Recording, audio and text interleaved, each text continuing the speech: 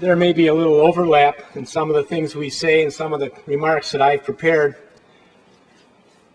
But it's so wonderful, after all the years that I've been here and all the years that so many of you have invested in this park, to look out there and see friends, to see partners in this endeavor, to see co-workers, all who have so much love of Peninsula State Park.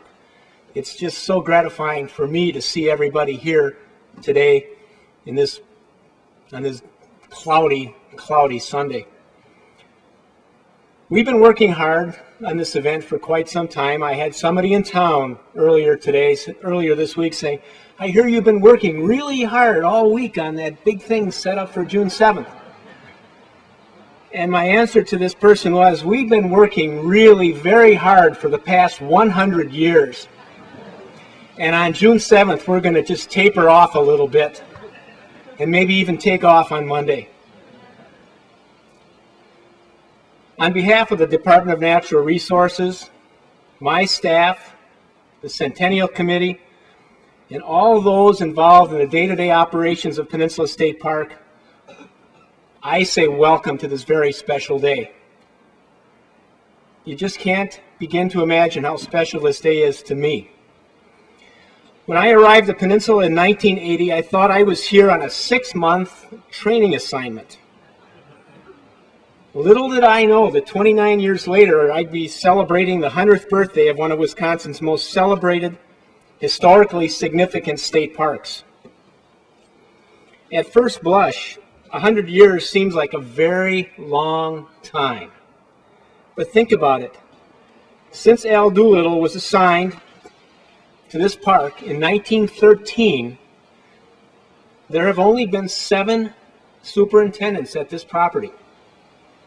Now, this reminds me a little bit about Jay Leno leaving the Tonight Show, and what a big deal it was, because the Tonight Show has only had 4 hosts over the past 54 years. I think we've got that beat. 7 superintendents in 100 years. And anybody who's got the assignment that I have at this park certainly isn't inclined to leave. Over the past 29 years, I've had the best job in the state, or at least the best job in state service. And I'm really proud to have been part of this magnificent story. At this time, I think it would be appropriate, especially since we have potentially have lots of family members here, is to just recognize the 7 people who oversaw this park over the past 100 years. Of course, there's A.E. Doolittle, superintendent from 1913 to 1943, the man who laid out the park basically the way it is today, who endured master planning and really basically said this is the way it ought to be, and doggone it, I think he was right. This park works. 75% of the park is still undeveloped, and everything else is very usable for everybody. So, A.E. Doolittle, our hats off to you.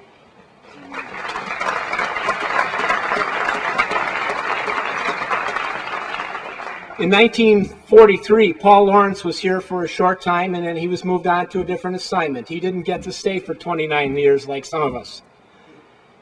In 1944 till 1954, William Beckstrom ran the property. From 1954 to 1968, Lowell Hansen. And from 1968 to 1974, Ralph Halverson. And from 1974 to 1984, the man that taught me everything I know, Gary Patsky.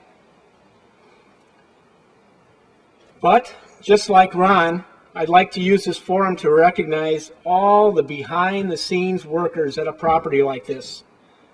Those who clean the restrooms 2 times a day.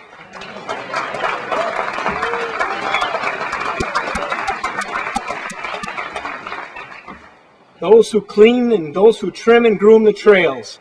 Those who collect the fees and send them back to Madison. Those who enforce the laws and protect our visitors, and those who educate our 1 million visitors every year.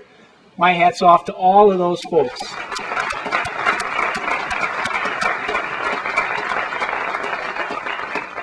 So every year we have approximately 35 people working on my staff in the middle of July. peak season. That doesn't recognize the other 65 or 75 people that also work in this park every year and make this park what it is.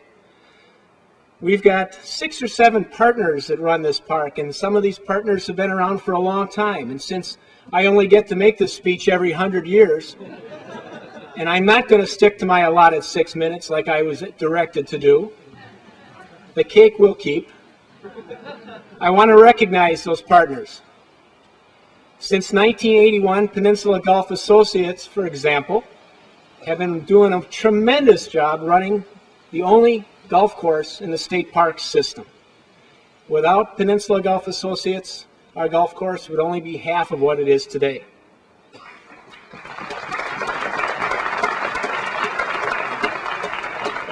American Folklore Theater. Since 1970, when they started out as Heritage Ensemble. Doc Heidi has been here since 1970. Doc Heidi's been around here longer than I have.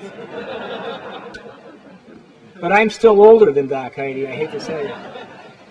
I think what they have done for this park, what they've done when you look around at this amphitheater and what it used to be, another part of the puzzle that makes Peninsula State Park what it is and why it's so special. And my hat's off to them.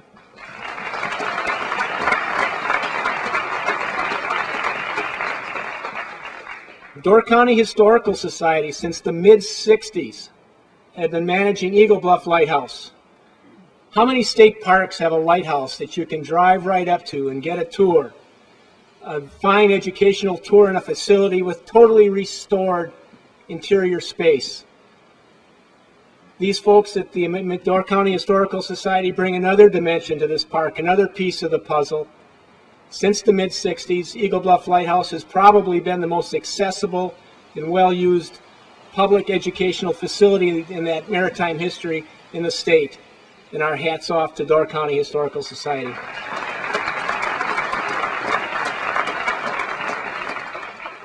And then I just want to mention a couple of our concessionaires.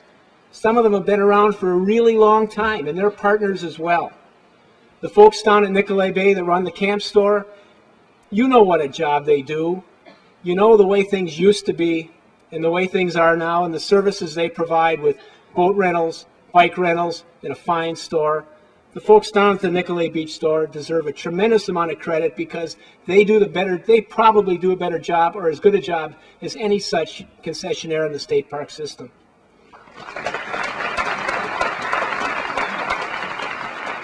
And I'm sure he will find this very embarrassing, but Sue and Lance Olson want to recognize them as well. I don't know how many years Sue and Lance have been running the wood concession here at the park, but what they do is they do more than just sell wood to campers. Every year they come in and cut hundreds of dead, dying, decayed, and hazardous trees in this park. It's not a glamorous job, but the interactions that they have had with hundreds of thousands of campers over the years, I think that they ought to be recognized as well, and my hat's off to them.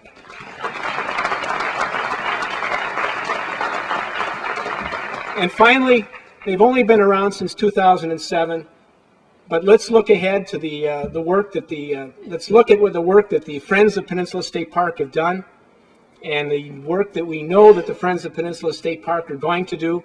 In the 2 years, the things they have done for this park have just been innumerable, and I definitely want to recognize them at this forum as well.